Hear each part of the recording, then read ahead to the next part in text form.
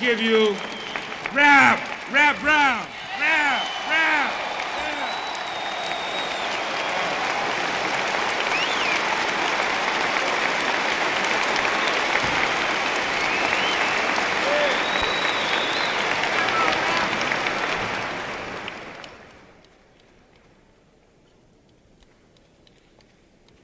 First of all, I'd like to start off by thanking Brother Cleaver and the Black Panther Party for self-defense. You see, unlike America would have us believe, the greatest problem confronting this country today is not pollution and bad breath. It's black people. It's black people. See, that's just one of the big lies that America tells you and that you go for because you chumps. You go for it. One of the lies that we tell ourselves is that we are making progress. But Huey's chair is empty. We're not making progress. We tend to equate progress with concessions. We can no longer make that mistake. You see, when they gave us that nigger astronaut, you say we were making progress, but I told you they were going to lose him in space. He didn't get that far.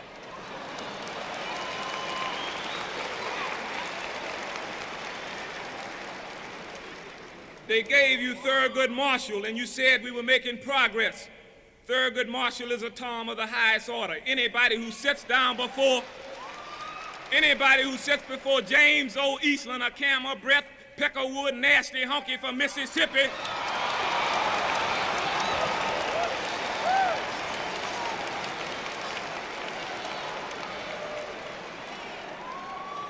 and let James O. Eastland subject him to the type of questioning that he did, he's a strange breed of man. You put Adam Clayton Powell in office and you couldn't keep him. What you think they're going to do with Thurgood Marshall when they get tired of him? They gave you Walter Washington of Washington, D.C., and you said we were making progress. That's not progress. See, it's no in between. You're either free or you're a slave. There's no such thing as second-class citizenship.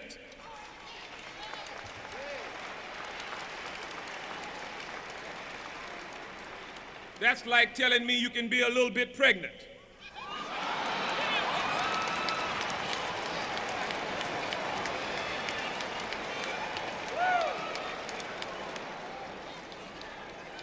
The only politics in this country that's relevant to black people today is the politics of revolution.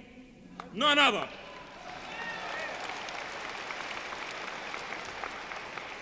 There is no difference between the Democratic and Republican Party. The similarities are greater than the differences of those parties. What's the difference between Lyndon Johnson and Goldwater? None. But a lot of you running around talking about you Democrats, and the Democrats got you in the biggest trick going. They tell you that it ain't our fault. It's the Dixiecrats. There's no such thing as a Dixiecrat. The only difference between George Wallace and Lyndon Johnson is one of them's wife got cancer. That's the only difference.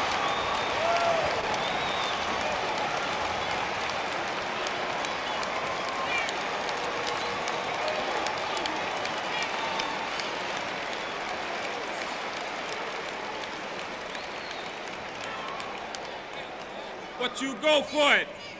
You go for it because you chumps. You go for it. The only thing that's going to free Huey is gunpowder, black powder. Huey Newton is the only living revolutionary in this country today. He has paid his dues. He paid his dues. How many white folks you killed today?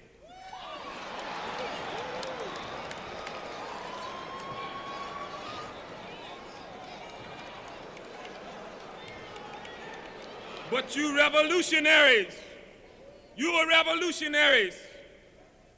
Che Guevara says it's only two ways to leave the battlefield, victorious or dead. Huey is in jail. That's no victory, that's a concession.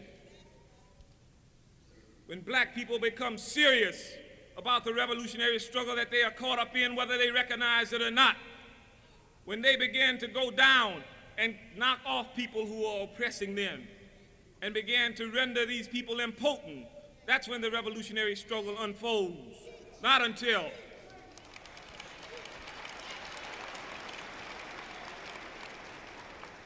See, I want to develop upon what Bobby was talking about green power, because green power is a myth. There's no such thing as green power as long as that honky got the power to change the color of money.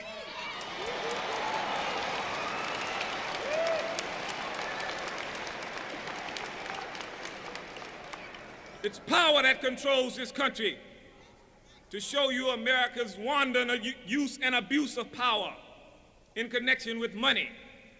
Internationally, America changed the international gold standard from monetary standard from gold to paper gold.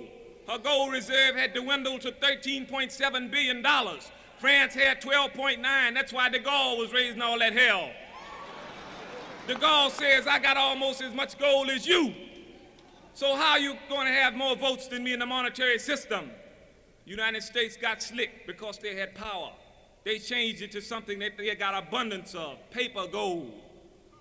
Paper gold. You see, black folks are chumps. If America were to tell you to bring all the rocks in this country to her, and she'll give you $1 million for it, you'll do it. And the next day she'll tell you, we're using rocks for currencies, chump.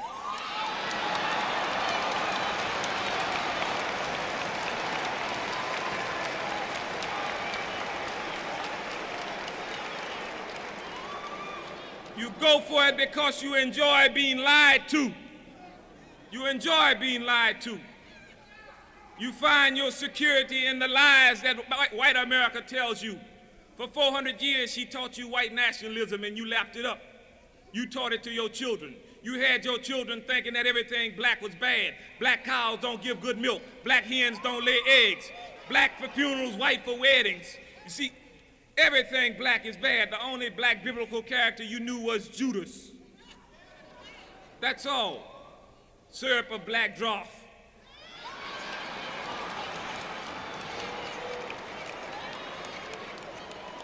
That's white nationalism. Santa Claus.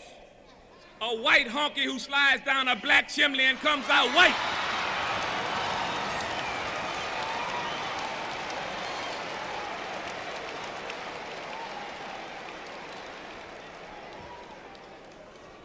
Flush-colored Band-Aids. They had a brother who put one on and thought something was wrong with his skin. That's because you chumps, you go for it. You enjoy white nationalism. Huntley and Brinkley, black folks got more confidence in Huntley and Brinkley than Catholics got in the Pope. They believe anything. According to Huntley and Brinkley, we through fighting in Vietnam. We through killing the enemy, we shooting trees. But you go for it. That's what you want to hear. And you say that you're revolutionaries. But if you are revolutionaries, you must assume the revolutionary posture. Chairman Mao says power comes from the barrel of a gun.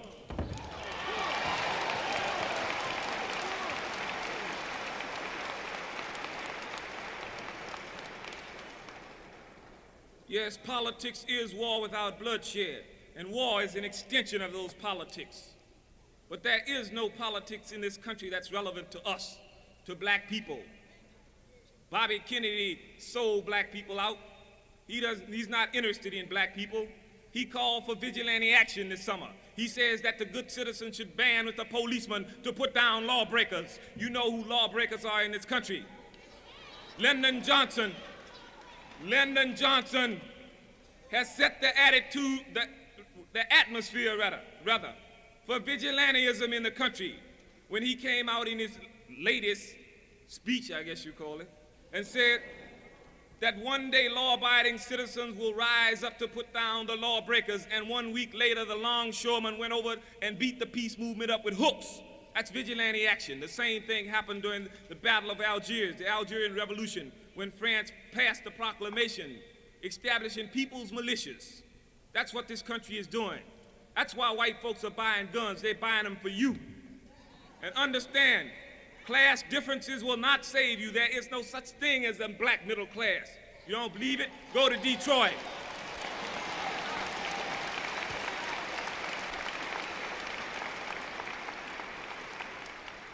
There's no such thing as a black middle class. The man does not beat your head because you got a Cadillac or because you got a Ford. He beats you because you're black. Class structures are a luxury that we cannot afford.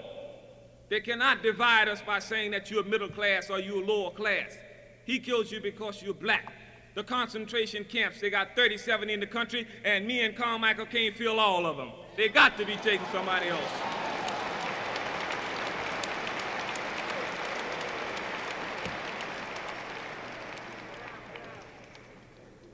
You've got to stop dividing yourselves. You got to organize. I agree with Bobby. We are not outnumbered. We are out-organized. You have to organize on every level. Everybody in the black community must organize. And then we decide whether we will have alliances with other people or not, but not until we are organized.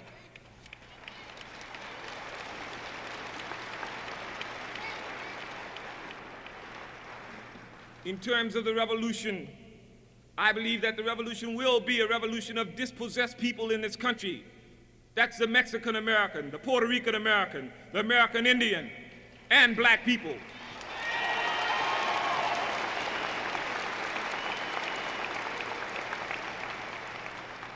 We happen to be the vanguard of that revolutionary struggle because we are the most dispossessed. An old African leader says about leadership, he says that leadership should never be shared. It should always remain in the hands of the dispossessed people. We will lead the revolution.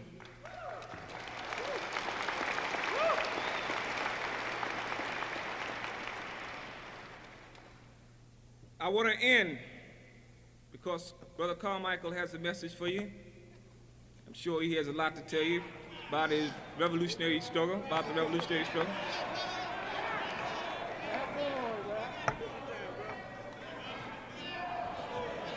Okay, you asked for it, brothers. Okay, we're going to talk about law and order versus justice in America then. You see, Lyndon Johnson can always sit up and talk about, he can always raise an argument about law and order because he never talks about justice. But black people fall for that same argument and they go around talking about lawbreakers. We did not make the laws in this country. We are neither morally nor legally confined to those laws. Those laws that keep them up keep us down. You got to begin to understand that.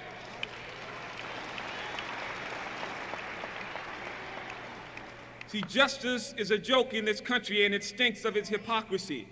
Johnson is Hitler's illegitimate child and J. Edgar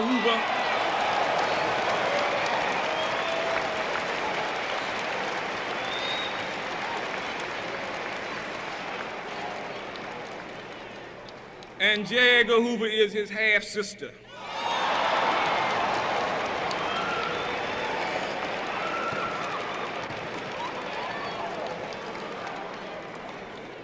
And we must conduct our struggle on this level. We are fighting enemies of the people. America for centuries, for years, have blackmailed oppressed people with the threat of nuclear war and war in general. The natural reaction becomes not to fear war. This is the lesson we learned from Vietnam.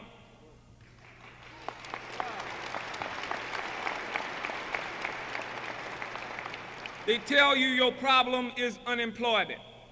Well, I got a program that can employ every black person in this country overnight.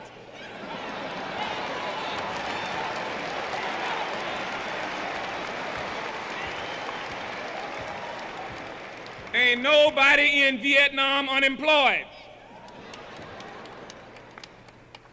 Think about that when you need a job.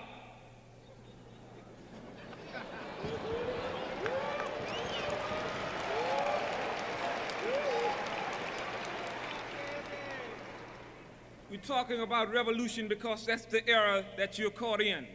You're caught in a revolutionary era. See, black people are responding to a poem that Langston Hughes wrote a long time ago, a poem that was in the form of a question that was never answered. The poem was, "What happens to a dream deferred?" It says, "What happens to a dream deferred? Does it dry up like a raisin in the sun? Or does it fester like a sore and then run? Or does it sag like a heavy load? Or does it explode? Detroit, answer that.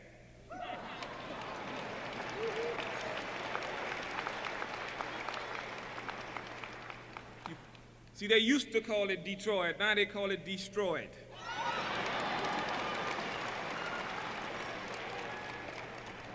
But America is moving to combat that. She's saying this summer what we can't buy off, we're gonna kill off. That's why she's building up her armories. Understand that. This is what the National Guard is all about. This is what the new weapons are all about. You see, the poverty programs for the last 5 years have been buy-off programs. In Harlem, which has been one of the greatest victims of the poverty program, how you act is nothing but an act. That's all it is. They give the brothers $45 a week to go to manpower, to come to class at manpower training. That $45 a week goes into drugs. That's just enough to keep the brother hooked.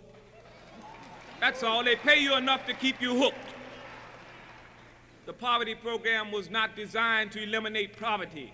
It does not speak about the ending poverty. It does not speak about how poverty is embedded in this society. Rather, it talks about the effects of poverty, not the causes. Black people must address itself to the causes of poverty. That's oppression in this country. So black people all across this country are uniting. They must unite, and they must organize themselves. Everybody has a responsibility in that community. Women, men, children, take them out to Boy Scouts and get you a black guard.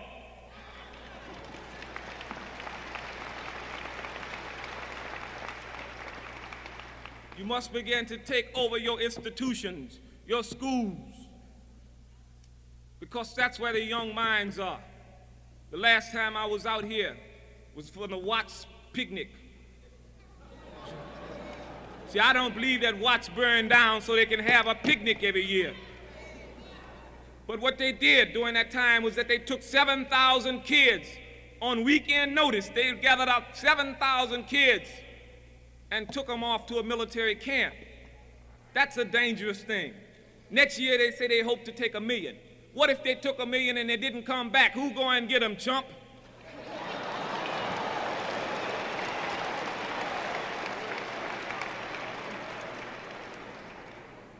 You must address yourselves to these problems.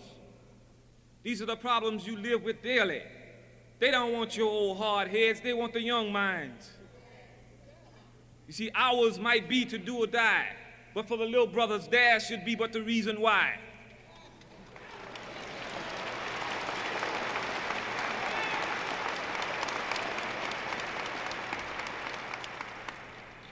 So now I really am going to end, because, wait.